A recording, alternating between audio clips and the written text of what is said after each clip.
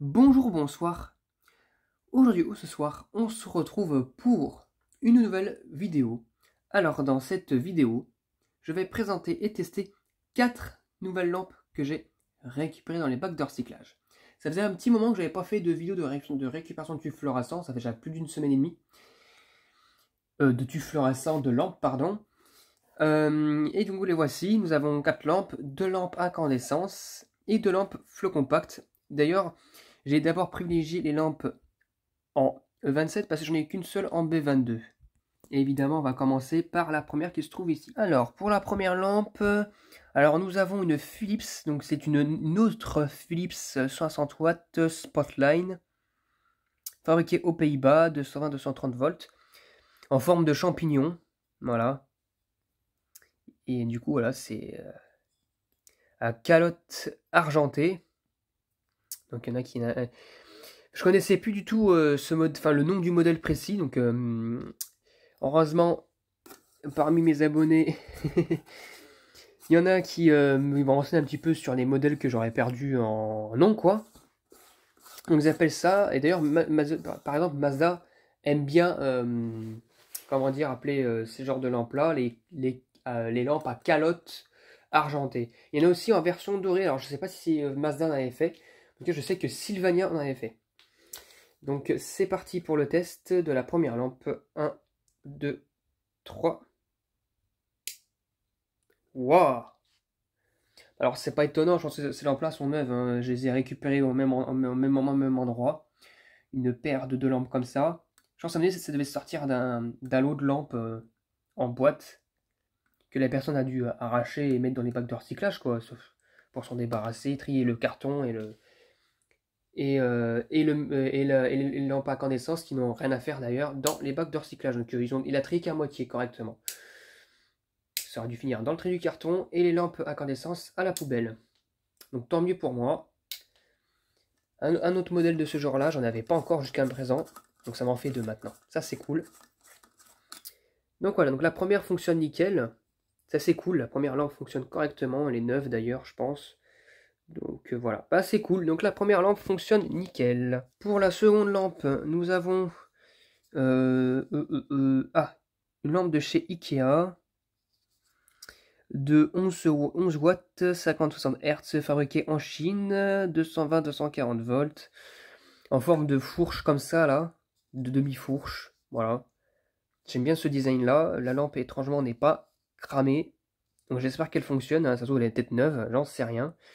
La jauge de mercure qui se trouve ici, donc voilà, c'est parti pour la visser sur la douille.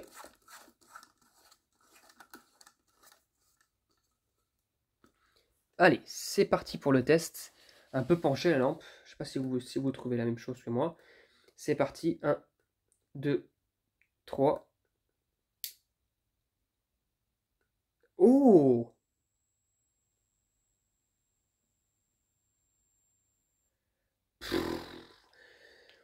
Alors, elle fonctionne la lampe. Alors, elle met une plombe à démarrer. Bon, je pense que c'est normal. Mais je ne sais pas si vous entendez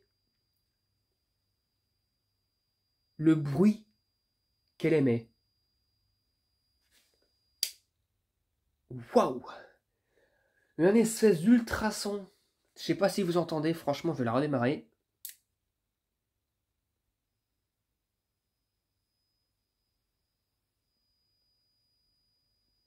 Ah, c'est... Je sais pas si vous entendez à la vidéo.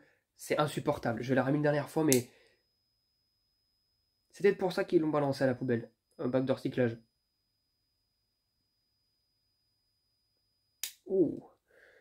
Un ultrason, mais comme vous imaginez même pas. Bon, elle fonctionne, mais bon, très bruyante, hein. Je pense que c'est l'amorceur qui fait ça. C'est le condensateur qui fait... Je sais pas, vraiment, je sais pas si vous avez entendu ce bruit-là, c'est insupportable. Vraiment, ça va dans toute la pièce. C'est vraiment insupportable. Au moins, elle fonctionne.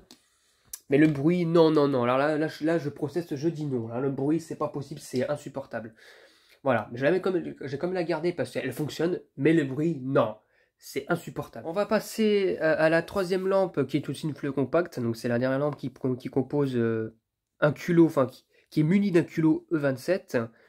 Donc c'est une Zénith, encore une fois bien attaquée, surtout ici, de 20 watts, 1055 lumens, 230 volts, 50 Hz. Donc je pense qu'à mon avis, l'état, hein, inutile de vous le dire, hein, moi je pense que la lampe, à mon avis, elle ne fonctionnera pas, ou alors elle sera en fin de vie. Si elle fonctionne, et bah, ça serait du miracle. Franchement, je parierais pas pour son fonctionnement. Allez, c'est parti pour le test. 1, 2, 3.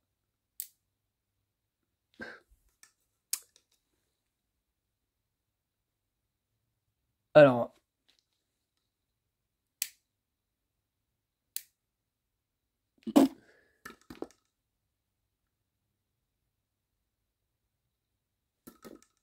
rien du tout. J'entends rien du tout, j'entends pas de bruit de ballast. Rien du tout. La lampe est morte, mais vraiment morte, hein. Bien comme il faut, visiblement. J'ai pas de... J'entends rien du tout, non. Non, rien du tout. Bon, bah, c'est fini pour elle, hein. Je sais ce qui s'est passé. Elle n'a rien du tout. Enfin, si, je sais ce qui s'est passé, c'est que la lampe est tombée en fin de vie et le ballast a dû cramer. En même temps. Parce que j'entends pas de bruit, j'entends rien du tout. Je vérifierai quand même, mais je pense qu'il n'y a plus de tension, hein, au niveau des tubes et au niveau du ballast. Eh bien, tant pis. Donc, celle-ci, c'est la première lampe qui est morte parmi la vidéo, enfin, sur la vidéo. Donc, deux lampes qui fonctionnent et une lampe qui ne fonctionne pas, en espérant que la dernière lampe rattrape le coup et que ça fasse pas une égalité. Et pour la dernière lampe, nous avons une vieille lampe à incandescence, couleur en laiton de chez Claude. Voilà. 220-230 volts, 40 watts. Alors le filament, ça se voit que... Déjà, ça se voit que la lampe a été utilisée, hein, voilà. Mais le filament, étrangement, il n'a pas l'air d'être si attaqué que ça. Oh là, par contre, ça, la trace qui est là, ça me plaît pas trop, hein. Je sais pas si vous pouvez le voir, la trace qui est là. Regardez, ça a cramé un peu là, ici, là. Je sais pas ce qui s'est passé, j'espère que ça n'a pas pété. À voir, à voir. Mais en tout cas, elle m'a l'air d'être vieille, hein. Année 70, celle-ci, à peu près, hein. À voir si elle fonctionne. C'est parti pour le test. 1, 2, 3. Eh bien, elle fonctionne magnifiquement. Un peu cramée, hein, sur un côté. Mais elle fonctionne correctement. Ça, c'est cool.